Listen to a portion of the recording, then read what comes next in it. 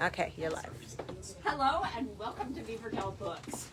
Thanks so much for joining us for this evening's book talk. And before we begin, I want to mention a couple of our many upcoming events. Next Monday, we have Fazl Munir, Adil here, talking about his book, A River is Made. And that follows his journey from a refugee camp to belonging here in America. Then on Tuesday, November 18th, we'll host Warren Haddock with his Archie Driscoll Mysteries series. And we actually have a program every night next week. So check out our list, check out our website, and also I want to mention, if you got one of these in the mail, great. If you didn't get one of these in the mail, let me know. We have free copies. This is our holiday catalog, and every title in here is 10% off. So it's a great way to do your holiday shopping. Now, on to our program. The Art of Being a Stranger is a darkly funny narrative told in prose, poetry, and mixed media drawings. While her father taught her how to save herself, Bermann realized early on that what she truly needed was to be saved from him. Set against the backdrop of 1960s and 1970s New York City, The Art of Being a Stranger is a poignant comic drama that offers an intimate, layered exploration of parents and children in the shadow of history. Karen Bermann is Professor Emerita of Architecture at Iowa State University, where she specialized in beginning design, drawing, and teaching in the Rome Study Abroad program. She has published in academic journals on the topics of identity, memory, and place. She grew up in Brooklyn and Queens and lives in Rome, and we are thrilled to have her back here in Iowa. Welcome, Karen. Let's hear it. Thank you. Thank you. Okay, so first of all, in case you get antsy, I'm going to read for about 25 minutes. So this book, it's a double memoir told in two voices, father and daughter. I'm the daughter. First person narratives. It's also half text, half drawings, like that. Maybe pull it out just a little bit. Still too close. Yeah. Okay, let me know. Just keep me posted. Okay. This story takes place in three locations: Vienna before the Second World War, British Palestine during the Second World War, and New York after the Second World War. In the first half of the book, my father tells his story, and in the second half, I tell mine. There's a little bit of dialogue, but mostly they're monologues. Just to give you a very short outline of the book, since I'll just be reading little fragments. My father was born in 1922 to a Viennese Jewish family. At 15, he became a refugee. He left Vienna in the time of the Nazi occupation alone without his parents. He landed in British Palestine, where he spent the years of the war as an agricultural laborer. After the war, he reconvened with his parents in New York. I was born in New York, in Brooklyn actually, 1954, in a time when it was terminally unchic to be from Brooklyn or to live in Brooklyn. I know this is unthinkable today. It was very embarrassing to be from Brooklyn at the time. I grew up drawing and writing. I went to architecture school, and that's how I landed here in Ames in 1992, teaching architecture. So I did not set out to write a book. I started collecting fragments of drawing and writing just as a kind of organic process, in no particular chronological order. And at a certain point, in order to make a book, I tried the radical tactic of putting the fragments in chronological order and was amazed by what a useful tactic that is. The book is still quite fragmentary, and I mean for it to be that way. The text is kind of episodic.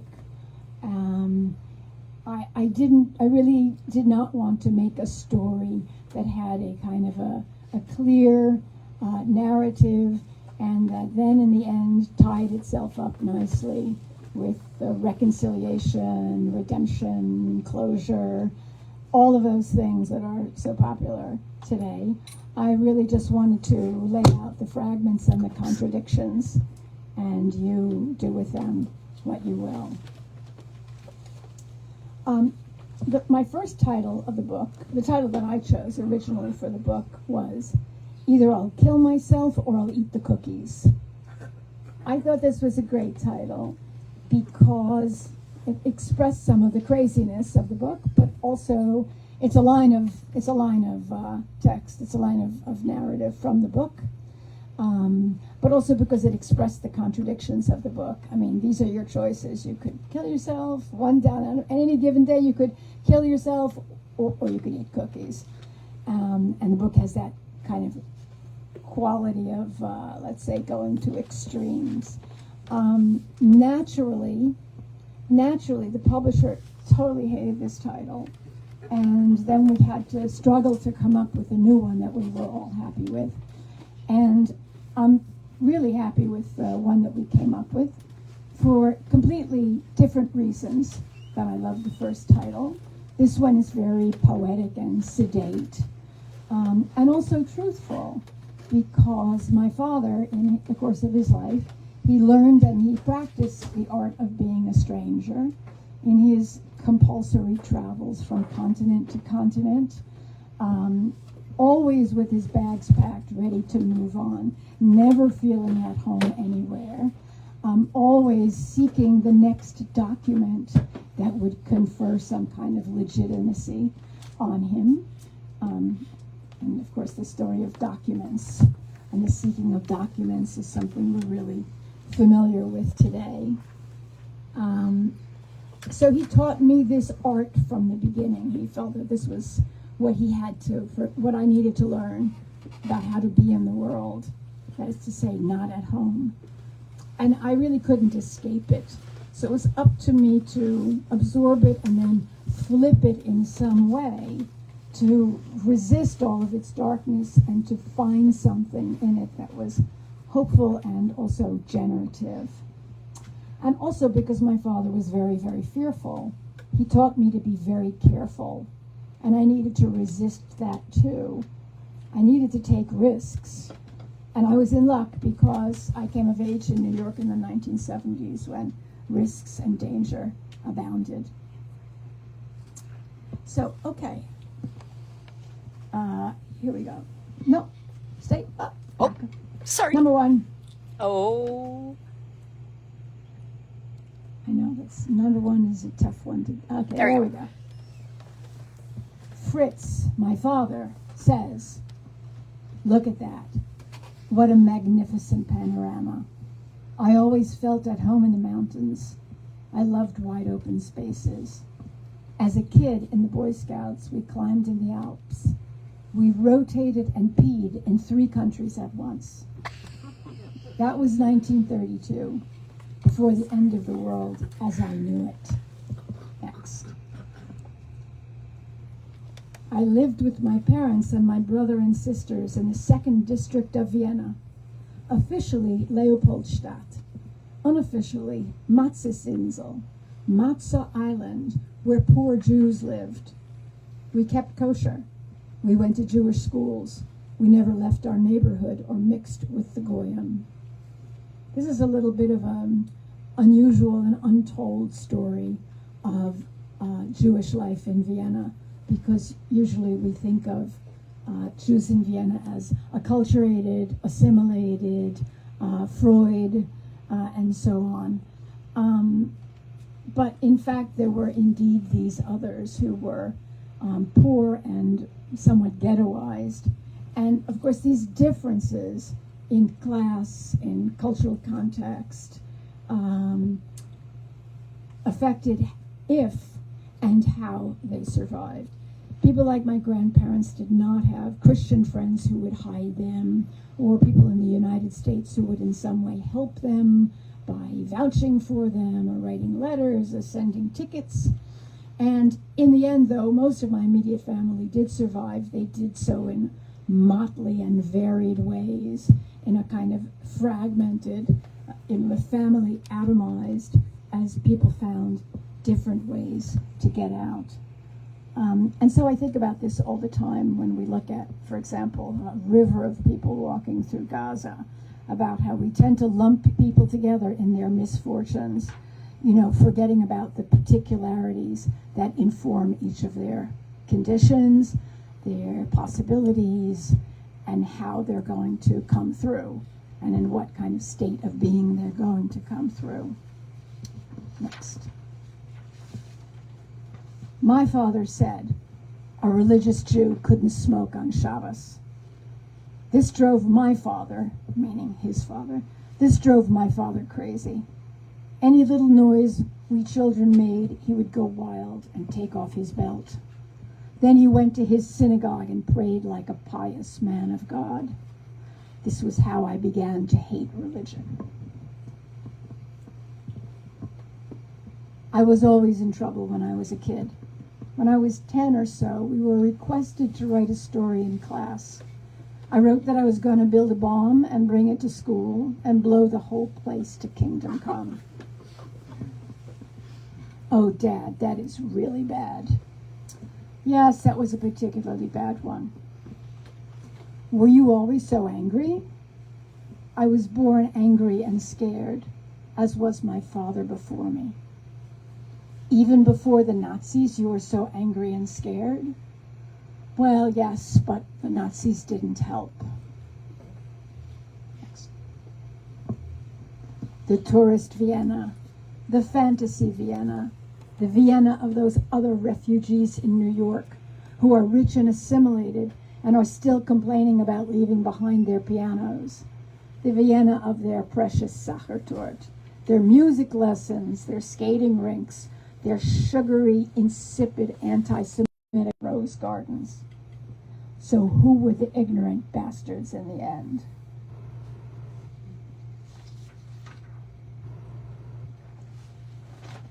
So as I said, my father's family did not emigrate together.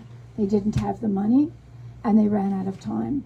It was actually an American charity that organized transport for a group of Austrian and German Jewish children, taking them out of those countries and taking them to British Palestine. This also happened in Britain itself, and it's known as the Kindertransport. Perhaps you've heard of it. So this also happened in British Palestine. It was a British colony, but it's less well known. Okay. My mother took us to the train station very early in the morning. My sister Elsa and I, with our little valises. The trains had grills on the window to protect us from attack as we passed through the Austrian countryside. Such was the climate at that time. On that train, we were all kids, Austrian Jewish kids, leaving their parents behind. The little ones had no idea what was going on. Neither did I really, though it had been explained to me. At 15 years of age, I was still a baby. We were lucky to go on that train. I know that now, of course, but I did not feel at all lucky on that day, and I could not make sense of it for my sister when she asked where we were going. My mother bought me a big, heavy black leather coat for the trip. Why she gave me a black leather coat to go into the desert, I'll never know. So my father and his sister arrived in British Palestine. His sister was young, so she was taken away to an orphanage. At 15, my father was considered old enough to work, and he spent the rest of the war there in British Palestine, working as an agricultural laborer. And the British made use of such young men to do various jobs for them. We young guys were required by the British to evict Bedouin from their land. They gave us guns and sent us into the desert with long fancy letters explaining that the land had been purchased and that the Bedouin could no longer graze livestock on it. Of course, aside from the fact that they couldn't read the letters, this made no sense to the Bedouin, who had been on this same land 1,000 years. They were nomadic. The concept of land as property had no value to them. It was completely absurd. It was abstract. It was cruel. We could see all this very clearly. We did not feel good. But we were assigned to do a job, and we did it. According to their custom, the Bedouin had to receive us graciously as guests. Of course they knew what was happening. Everyone knew what was happening. But still, custom had to be observed. So they greeted us with ceremony and kindness. We went into their tents. We sat with them. They served us lamb. They poured us tea. And we delivered our eviction letters.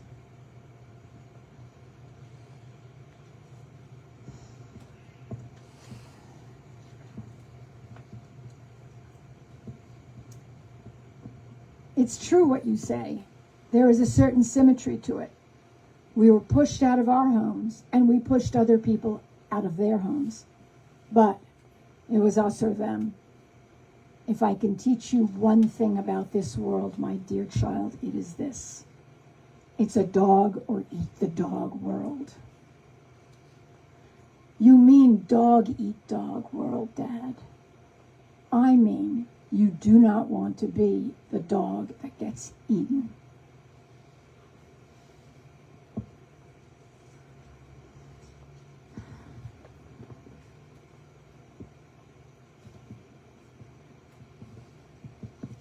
After the war, my father made his way to New York, where he met up again with his parents. He had no skills and almost no English, and he got a job at first as a handyman, repairing boilers, doing whatever. And then he rose in the world of building maintenance in New York. These next pages are from the section of the book called Building Maintenance 1. There's a Building Maintenance 2. And Building Maintenance 1 is his story about taking care of buildings. I worked with the Rosenbachs. They made the best water tanks in the city. Still do. I had to put a big water tank on top of one of the housing projects on the East River. I managed to shut down the FDR Drive and put a crane on it. In the middle of the night, we lifted this giant water tower 14 stories. And now I have to tell, my first day when I arrived in Ames, Iowa, the first thing I wanted to do was see Main Street, Ames, Iowa. I walked down Main Street and I see these little trees that are planted in big wooden barrels. These big wooden barrels look very familiar. I go up to them. Sure enough, each one has a little copper plaque, and it says Rosenbach Tank Company, New York. They were the best. They still make barrels. They were barrel makers in Germany, this family. They came to the U.S., they made barrels, but they saw an opportunity to make wooden water tanks. They're still making them. They're still the best water tanks in the city. Their competitors have all come and gone. So when you see these iconic water tanks on rooftops in New York, it's the Rosenbachs.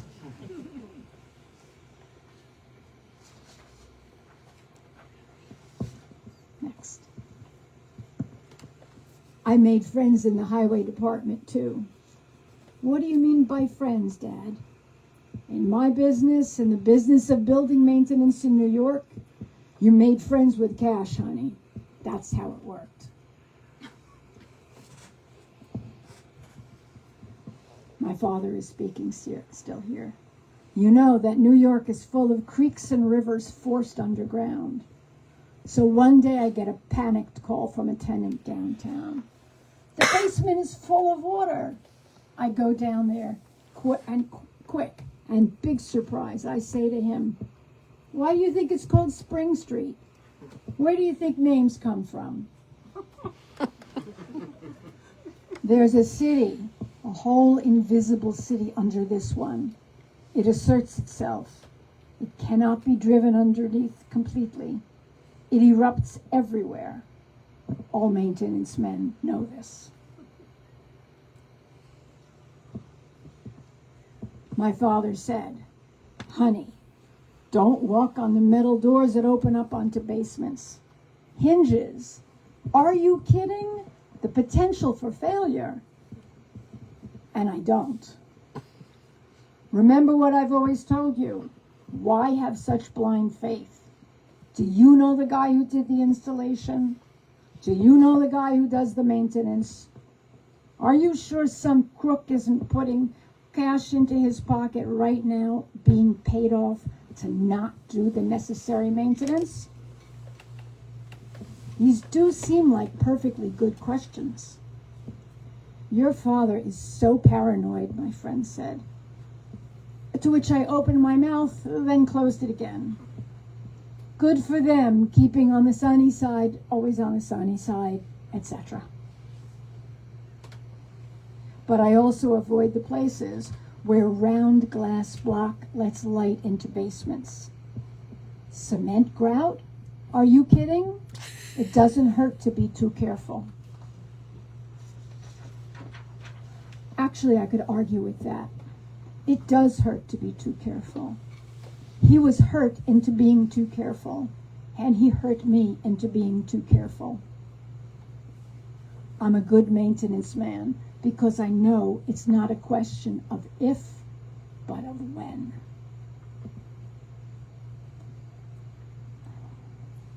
Okay, I'm talking now. I get born and I'm talking. Understandably, from the beginning, I'm worried about a few things. I asked my mother if a baby could be born and nobody know about it. A secret baby. Well, it would be very difficult. Maybe in the beginning, but then you'd have to take the baby to the doctor, get it vaccinated, send it to school to learn to read. No, I said to school. I said. No doctor. You take care of it at home. You teach it to read. You hide it from the neighbors. This baby grows up and it becomes a secret person. There is no record of its existence. It's totally free. I don't think it would feel very free, my mother said. I think it would feel the opposite of free. But nobody could come for it. Nobody could take it away.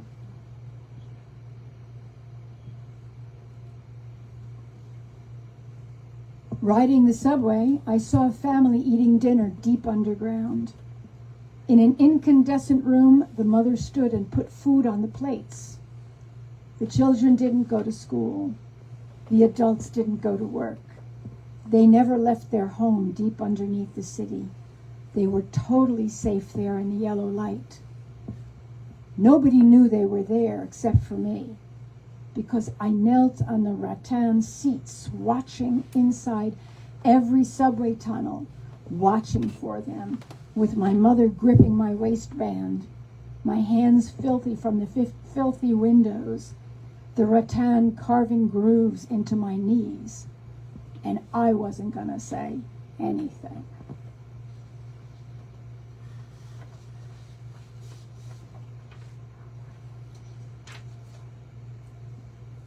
Now I'm going to read some bits from Building Maintenance 2, in which I talk about my own relationship to buildings and taking care of them. For my father, building maintenance was the futile but necessary attempt to forestall inevitable catastrophe. So I had to figure out how to relate to buildings and the care of buildings differently, in a way that was generative, that was driven really by love, not by fear. My city was stitched together by numbers, dates, stories, especially stories. My father said, "When you go to work, please walk on the south side of the street." I happen to know a lousy pair of basement doors just west of 9th Avenue. I knew the bum who put them in. Southwest corner 49th and Lex. A splendid lobby. Very high quality elevators too. The best technology you could get in 1965. They spore no expense. Spared, Dad. The infinite litany and library of addresses. I ran my fingers along the buildings as I walked down the streets, touching their faces and their golden spines. In the 1970s, when I was in my late teens, there was a crisis in New York of abandoned tenement buildings. These are buildings that had been built in the 19th century for the poor, immigrants coming over from Europe. They were not very good buildings to begin with, and by the 1970s, they were really in need of massive repair and maintenance. And there were still poor people and immigrants living there. So landlords couldn't make enough money to make it worth their while to maintain the buildings. So they just abandoned them. They walked away from them. And in some cases, for extra kicks, they burned them to collect fire insurance. So the city was desperate because there were thousands and thousands of buildings on the tax rolls.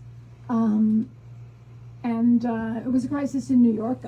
A program was developed for a short period of time in which community groups could organize themselves, take these empty, derelict buildings from the city, and the city would then give you a small loan, a completely insufficient loan, to do the repair on the buildings, and we worked without pay. In our case, we took a tiny amount of money out of our loan to pay ourselves because it was a full-time job.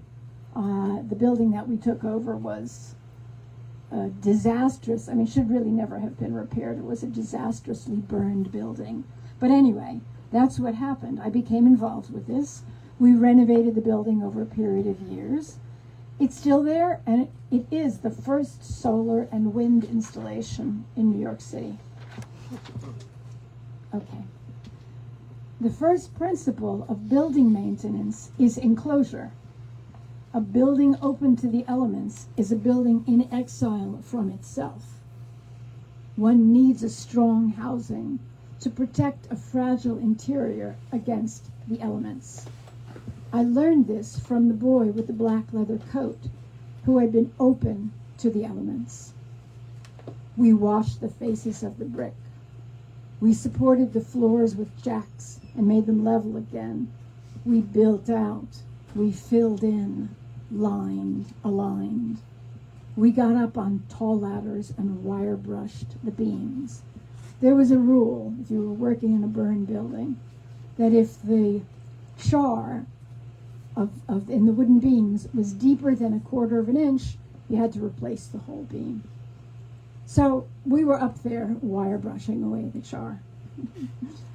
The city inspector came to measure the depth of the char. Less than 1/4 of an inch, he says. The beam stays. Everyone smiled, including him. He taught us this trick. The char in our eyes and in our mouths.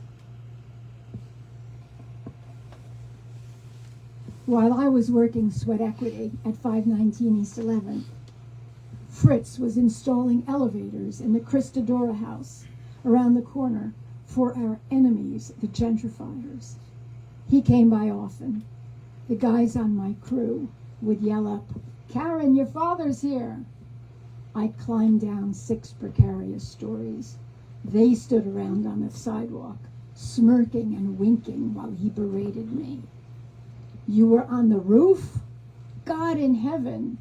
Love to say this even though he didn't believe in God. God in heaven. What did I do in my life that was so terrible that I deserved to see my daughter, a nice Jewish girl from Queens, and Brooklyn, I would remind him, don't forget Brooklyn, up on the roof of a burned out building on the Lower East Side? Oops. Whoops.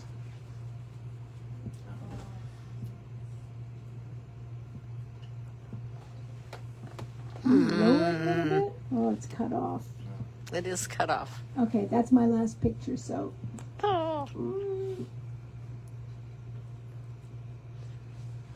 Allow us to use our imagination. Okay, use your imaginations. In the apartments, we find blackened pots on the stove, tables set, homework books open. They left that fast when the fire came. The kid at the table, the mom at the stove. She scooped that kid up while the beans were still simmering, while long division was mid-number. They ran out into the street in winter. I committed myself to them, that they should find safety, that they should be held. Is that? I'll leave it there.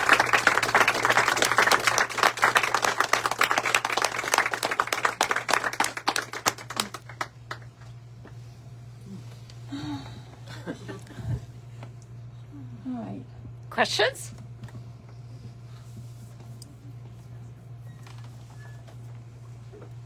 So what was more challenging, the drawings or the writing?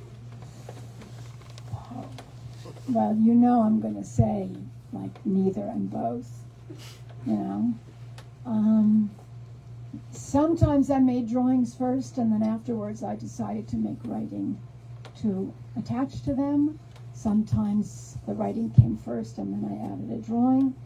It was really, I can't answer that. Yeah. Some people have said that this is a catharsis for you. How do you respond to that?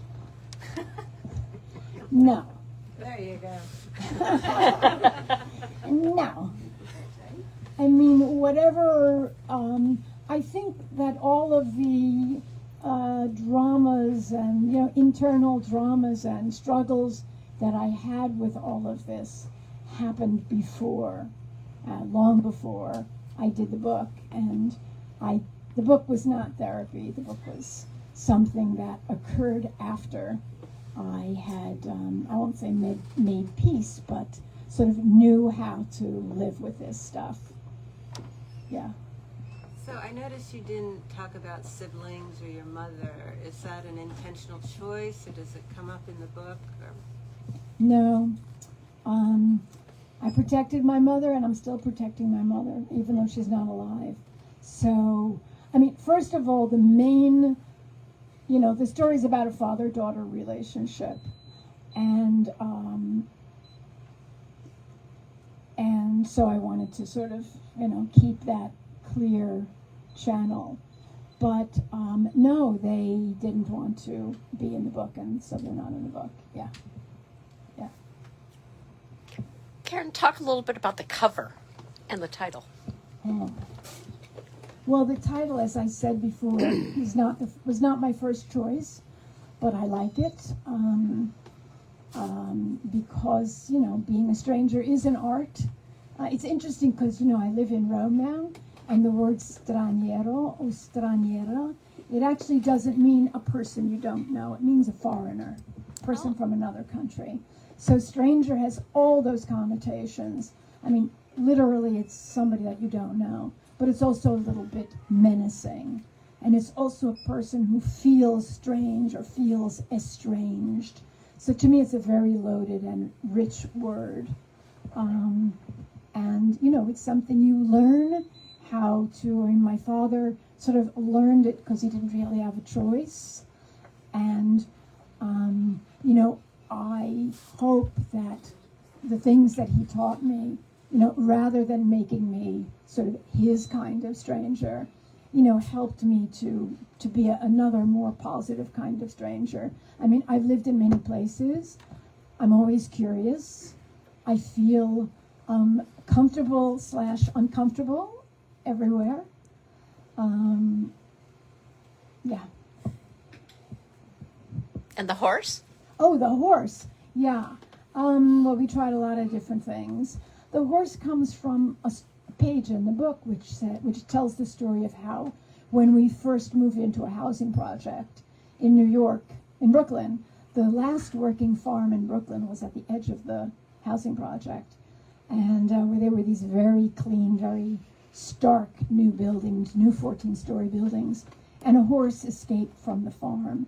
and went running madly through the parking lots and lobbies, and so someone said to me, well, I can't think of anything anyone that's more of a stranger than a horse in that housing project. So we gave it a shot. We gave it a shot.